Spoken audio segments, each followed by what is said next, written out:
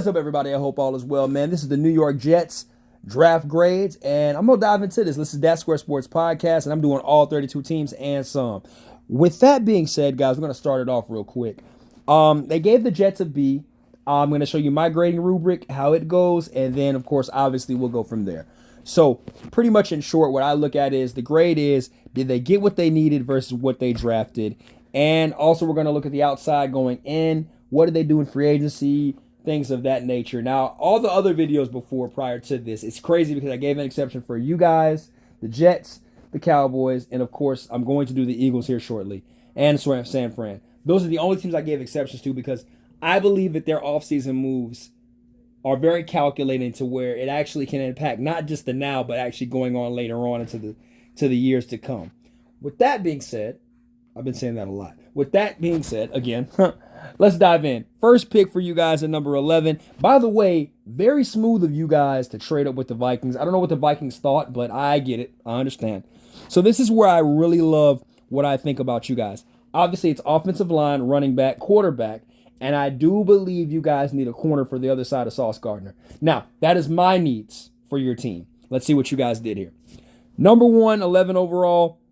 Olu Fashanu, tackle, obviously. Clearly, I get it. You guys got Tyron Smith, too, as well. So you guys are double covered with the insurance. You got Progressive, Geico, State Farm, Travelers. You are covered literally in the offensive line department right there. That's what it was. Now, I really love this draft a lot because I ain't going to lie. You guys did something that a lot of people were kind of scared to go after, and that is Malachi Corley out of Western Kentucky. Now, Steve Smith is a huge fan of this guy. I wasn't in love with him until I had to actually watch his highlights. I didn't really get to see a lot of him like I wanted to. Kentucky game, yes. Louisville game, yes. I did watch a little bit of that. But outside of those two games, I never really seemed to find him. I'm not going to lie, he just wasn't really on the major stream esports like how I usually watch games. He was just nowhere to be found. But that's okay because I do believe that his stature, his size, Garrett Wilson on one side, obviously, clearly, and then having him go over there and kind of groom into another set receiver, I do love that as well. Now, the next 3 picks, I'm going to tell y'all how much I love these picks because I've actually watched a lot of tape on these guys, and I had a huge, I just love it. I just love it. I love what the Jets did here. Braelon Allen out of Wisconsin.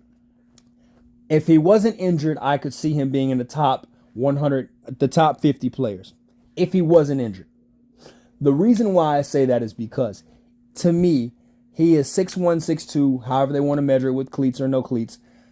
Best running back in this draft that just passed. Feature-wise, stat-wise, physicality-wise, everything-wise. I really love Braelon Allen going to the Jets. Now, with that being said, you guys drafted Tyler Johnson. You guys drafted Michael Carter. You guys drafted Breece Hall. You guys have a lot of running backs in your room who are not bad. It's just Michael Carter's had some injuries. Breece Hall's had some injuries. Tyler Johnson, I don't even know if he's still on the team. But you guys draft a lot of running backs. And I'm starting to understand the vision that Saleh has here. Obviously, he wants to have running back by committee and treat them like they're wide receivers, I guess. You're getting an exceptionally well hit with Braelon Allen, teaming him up with Breece Hall and Michael Carter. I don't see the problem with this at all. The rich just got richer in the run game. And we're only going to talk about this more because there's another player that you guys also got as well that I like. Then on top of that, Florida State's quarterback, Jordan Travis. It's crazy because in my mock, I had you guys, I had the Jets, and I had the Steelers drafting Jordan Travis in the later rounds. I think because of the injury, no one was willing to bite. You guys took it, and I think that going forward, molding him up, he will be just like a Jordan Love, ready to take the keys out of the ignition and just hot and fresh out the kitchen, killing that thing smooth, doing what he got to do. So I just see the vision with this guy. I really like it a lot with Jordan Travis. Makes all the throws, makes all the reads, can run, can move. Just the injury, I say take your time with him. Don't rush him on the field. If it takes 2 years, a year and a half, do what you must. Relax this kid because he is electrifying, and he would have been easily in the top 5 picks in this draft if it wasn't for that injury that he got in. Florida State probably would have been fighting for a title if he didn't get hurt. That's just me. That's what I'm saying. That's what it is. All right. Another pick, South Dakota State, Isaiah Davis. All right, this dude is like a human pinball. He can run really, really good, fast, effective, not as tall, but can get the job done. All I'm going to say is about him, I really think that he is more of a depth pick, not going to be listed as pretty much of a starter, runaway kind of guy. Backup, third down, maybe special teams, stuff like that. I see more for him on this team, but that's for the coaching staff to figure out on their own. But I see more from Isaiah Davis. I love this pick, by the way. I love it. All right. Quantez Stingers out of DB. It don't even say what school he went to, so I can't even tell you what I know about this guy. I don't even know. We're just going to have to skip it. Then we got Jalen Key out of Alabama. Obviously, Nick Saban knows what he's doing when it comes to defensive backs. So, all right. To me, on the grade rubric, what did I say? Offensive line, receiver. No, I'm sorry. Yeah, offensive line, receiver, corner. And then I think it was, that was it. Yeah, to pair up with Sauce Gardner. So you guys got receiver. You guys got offensive line. You guys got corner. You got two corners, but I don't know where the Jalen Key, I don't see him as as an X Factor type player right away. I think he's gonna have to learn the ropes real quick. So I'm not saying I love the pick, but you guys did get the need. Now, my next part to this is they're giving you guys a B. I don't know where the B comes from because maybe it's overusage of drafting running backs when you could have drafted another receiver, maybe, or a tight end would have been nice here. Maybe an offensive guard would have been great. I could see that. I could see those bumps right there.